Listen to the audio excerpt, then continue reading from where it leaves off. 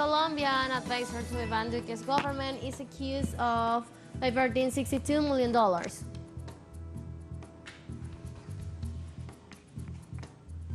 In Panama, the education unions declared an indefinite strike as no agreement was reached with the national government.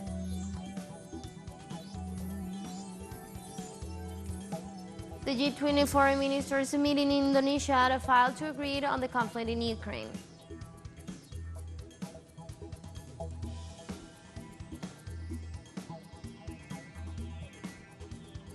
Hello, welcome to From the South. I'm Ana Marrero from the teleSUR headquarters in Caracas, Venezuela. We begin with the news. Stay with us.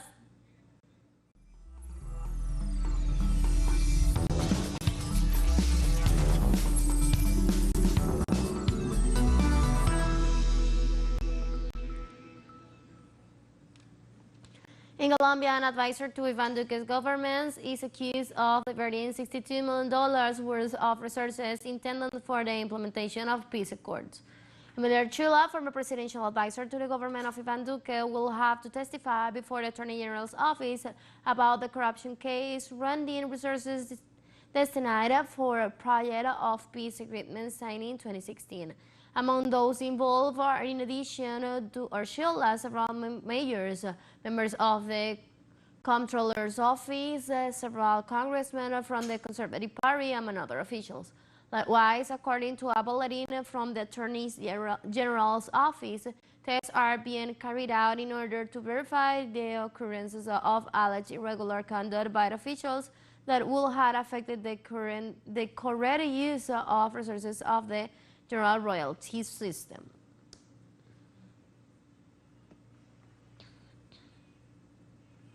The Mission Milagro celebrates its 18th anniversary this Friday, a project that aims to improve the visual health of Venezuelan people and also help the Latin American integration. The program was launched in 2005 under the initiative of then presidents of Venezuela, Hugo Chavez, and Cuba, Fidel Castro.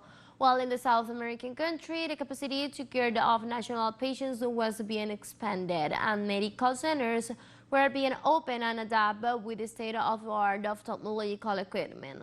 This social health program not only benefits the entire Venezuelan population, but also those patients in Central America and the Caribbean. As of February 2020, more than 2,878 surgeries have been performed in these regions.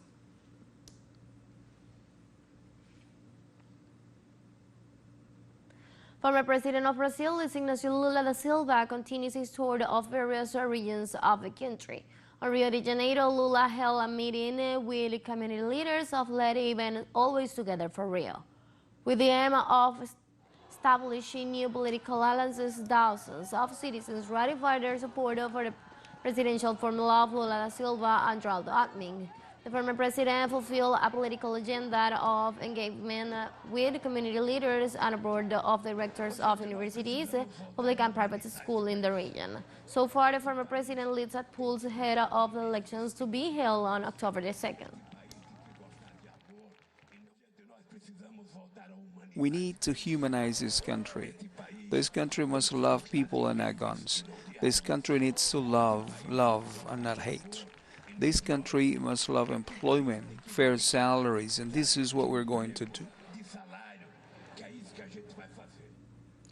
In Panama, the education unions declared an identified strike on Friday as no agreement was reached with the national government. The strike has been accompanied with different mobilizations all over the country, and a different sector has joined, including transportation.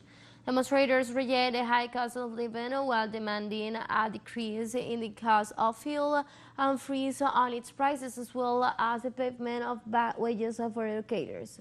The days of protest have returned violent in the province of Chiriquí, Veraguas, Herrera, and Los Altos, following the repressive actions of the police authorities.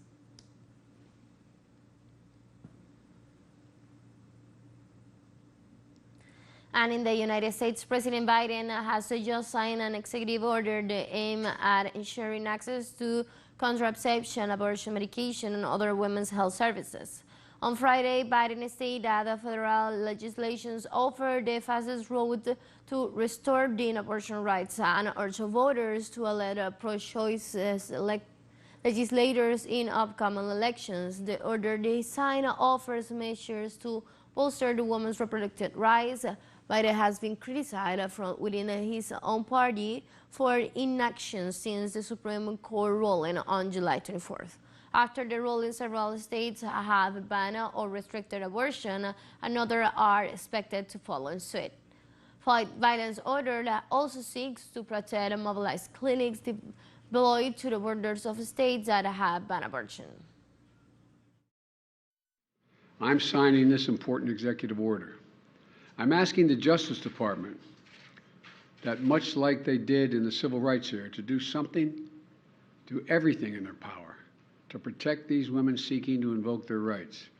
In states where clinics are still open, to protect them from intimidation, to protect the right of women to travel from state that prohibits seeking the medical attention that she needs to a state to provide that care.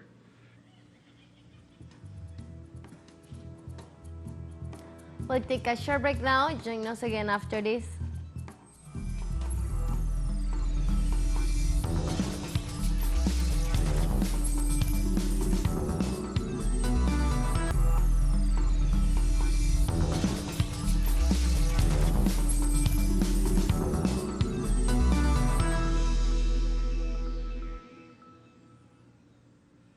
Welcome back. The G20 foreign ministers meeting in Indonesia failed to agree on the conflict in Ukraine. The head of diplomacy gathered in the island of Bali failed to agree on a statement on the Ukrainian conflict and how to face its global impact after data that showed the division among the attendants. The Bali meeting is the prelude to the summit of head of state and governments to be held in November on the Indonesian island, scheduled to discuss the world recovery after the COVID-19 pandemic, but whose agenda turned to the Ukrainian conflict.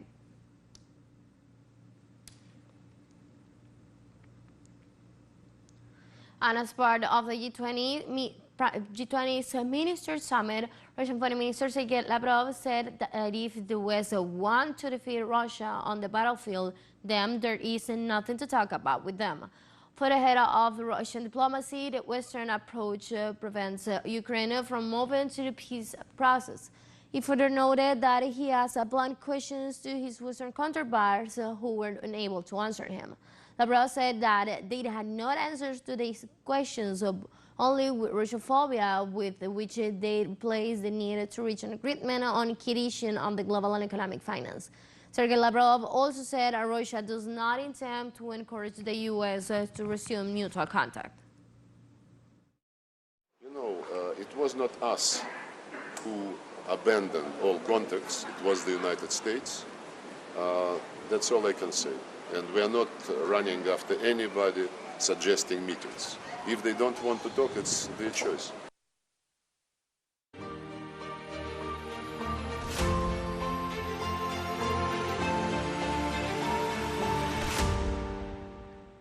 Russian President Vladimir Putin warned of catastrophic consequences of Western sanctions on the global energy market during a televised government meeting. The world market are still in shock due to the Western calls to drop Russian energy resources. The Europeans are trying to replace Russian energy resources. However, the result of such actions is quite predictable. The rise of gas spot price and the price increase for consumers and households. These demonstrates that sanctions against Russia damage more those countries that implement these sanctions than what they do damage us. Russian Deputy Prime Minister Alexander Novak and the chairman of the Central Bank of Iran, Ali Saleh Abadi, discussed bilateral financial and banking and invest cooperation.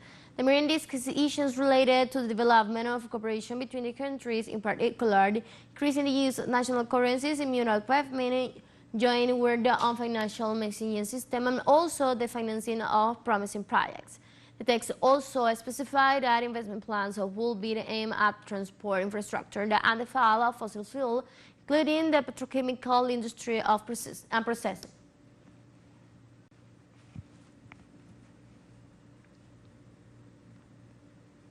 The euro fell on Friday on its lowest level against the US dollar in almost 2 decades. The euro's drop accelerates and it fell below $1 for the first time since the late 2002, dragged down by the worries about the economy. The prospect of a gas shortages in Europe as a result of sanctions against Russia is driving traders away from the single European currency. The European Central Bank has said it will raise interest rates, but the U.S. Federal Reserve has gone ahead with traders and investors are opting to U.S. currency.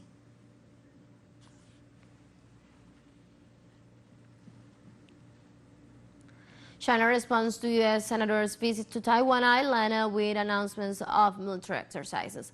China's People's Liberation Army announced on Friday it had recently conducted combined arms patrol and training in a sea and airspace near Taiwan. Israel military command spokesman she did not specify the dates, but made it clear that aim of exercises was to respond to repeat U.S. support for Taiwan's pro-independence forces. China's official newspapers, the Global Times, noted that announcements coincided with the visit of Risco to Taiwan ahead of the U.S. Senate and Armed Service Committee.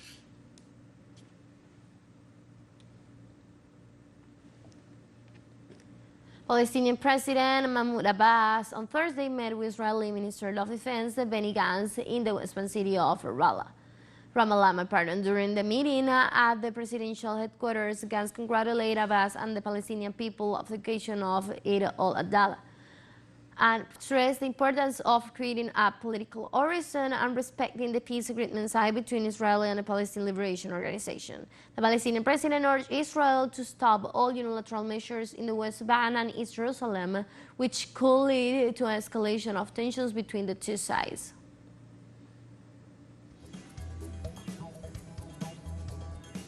We'll take a short break now. Join us again after this.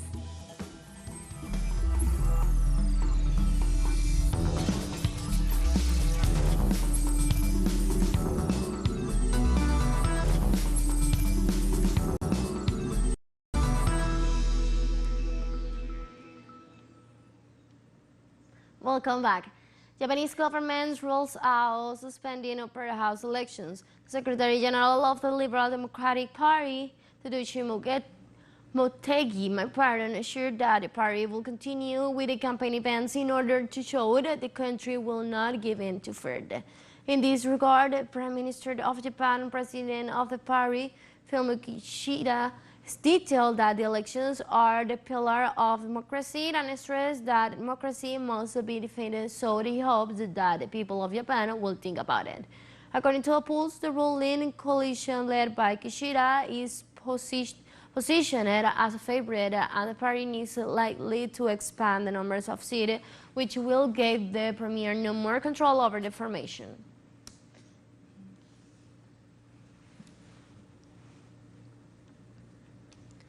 The funeral of former Japanese Prime Minister Shinzo Abe, who was assassinated, was scheduled for July 12th. According to state officials, the former Prime Minister's bodies will be taken to his residency in Tokyo on Saturday. Abe was shot while delivering a speech in support of his Liberal Democratic Party candidates near Yamato Saidaiji Station as part of Sunday's elections polls. Over the past few years, Abe has promoted several proposals to enhance the Asian nation's defense capabilities, including reinforcing the 1946 pacifist constitution.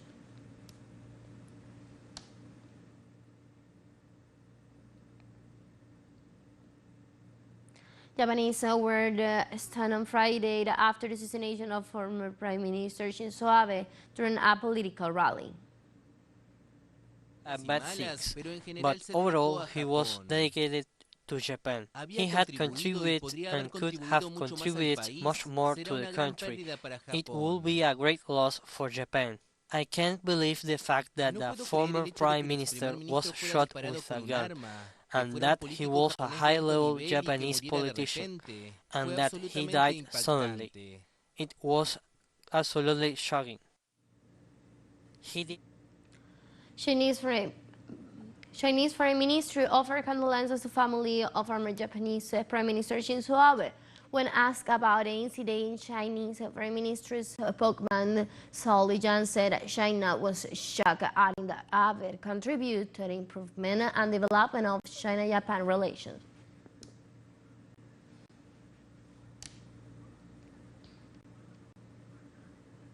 Mexican President Andrés Manuel López Obrador sent condolences to the people of Japan after former Prime Minister Shinzo Abe's assassination. We express our condolences to the people of Japan because yesterday the former Prime Minister of Japan, Mr. Shinzo Abe, was assassinated. He lost his life. It is a very regrettable incident. Syrian President Bashar al-Assad visited the province of Aleppo for the first time since the outbreak of the conflict and the intervention of foreign mercenaries over 11 years ago.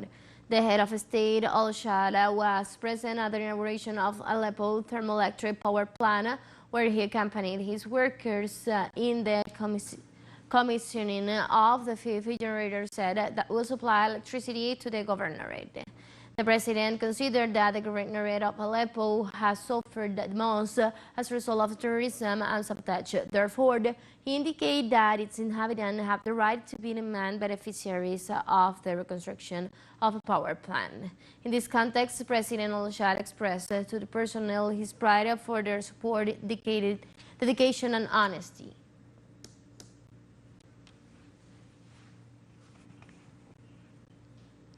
On Friday, sheep farmers take over the Senegalese capital, Duque, on the eve of the Muslim festival of Tabaski.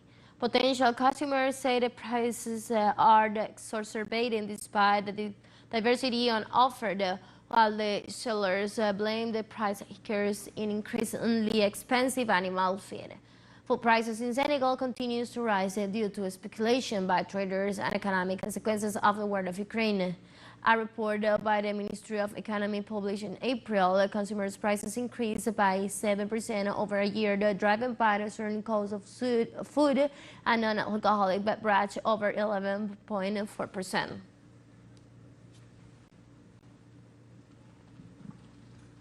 Faced with soaring inflation and the prospect of a wet shortage due to the Ukrainian conflict, Ivory Coast is turning to local foodstuffs to feed its population. As wheat prices are driven upwards, bakers are starting to use local produce cassava flour to bake bread.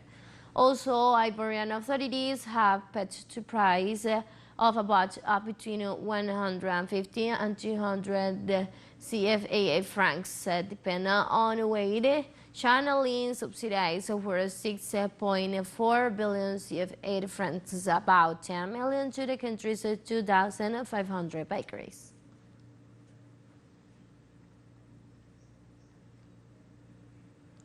Following the death of former Angolan President José Eduardo dos Santos, the current Angolan Prime Minister of Foreign declared that the Angolan people will honor the memory of a man who should be considered son of Angola and Africa. We continue to express both the solidarity and the responsibility of the Angolan government. He was a former president of the Republic. The presidential decree has already decreed a national mourning. It is a moment of serenity. And for us, we honor the memory of what he was, President of Angola and Son of Angola, and Son of Africa. The South African government held a press conference a year from the July 2021 riot that were sparked by the imprisonment of ex-President Jacob Zuma. The Defense Minister, Tandy Modi, says would to bring the organizers to justice, emphasizing that there will be no shortcuts and reassurance the press gathering that only the masterminds will be persecuted, not those who participate in the lockout of desperation and hunger. The perceived lack of process in bringing the perpetrators to justice has been a cause of frustration for relatives of victims and many others across the country, which has one of the highest murder rates in the world. At a level of government, we have no interest in protecting one faction against the other. Anybody who goes against what is established norm, what we fought for, must then face the wrath of the law. teleSUR English continues to grow. In Finland now reaches Europe, and you can order it from your cable dealer or tune it yourself. These parameters that you see on screens are in place since July the 1st, and quite soon further changes will be implemented for the signal in Middle East and Africa. More than ever, the word connect to us and our stories are being heard all around the globe. This news multi-platform will continue providing trustful content to oppose the Japanese media's narrative and our faithfulness to our audience.